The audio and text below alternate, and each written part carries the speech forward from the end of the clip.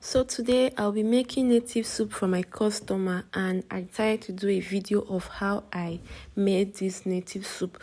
So I'll be showing you in this video. This is the ingredients we'll be using for the native soup. This is our beef, and this is our dried fish. This is the dried fish, and this is the stock fish sitting all pretty. This is our periwinkles.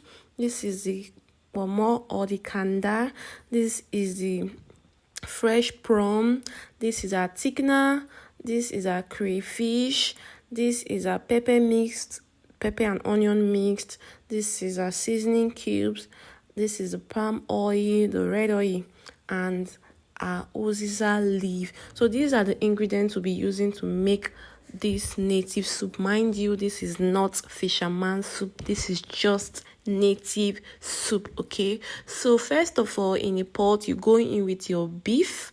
You add the pepper and the onion, add the seasoning cube and the salt. Okay, I had to add the salt off camera and the seasoning off camera. So you allow this to come to a boil and you add your stock fish. Prior to this time, I haven't added water. I'm just adding water right now to allow the stock fish to cook properly.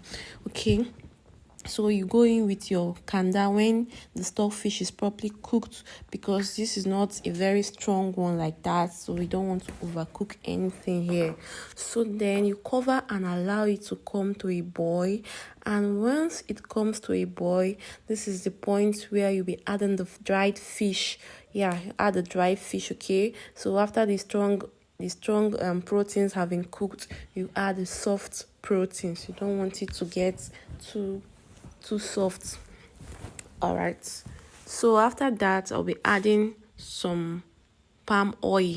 The palm oil I added is based on the quantity of soup I'm making 2 liters of native soup, so you can add based on the quantity of soup you're making. You don't want your soup to be too oily or less oily. Okay, so you allow this to come to a boil. After adding the oil, you allow to come to a boil, say 2 to 3 minutes.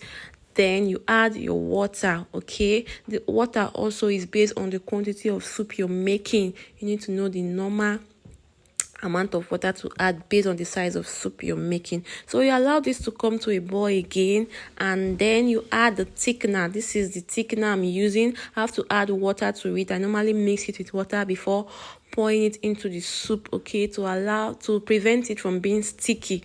All right, so after that, I go in with my seafood, the periwinkle and the prawn.